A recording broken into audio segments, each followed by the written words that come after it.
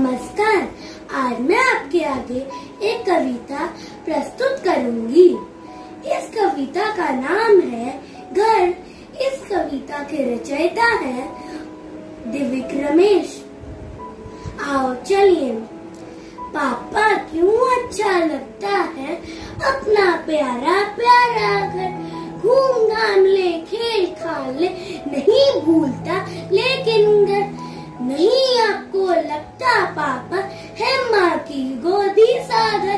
सुन प्यारी प्यारी ममता वाला सुंदर सुंदर न्यारा घर।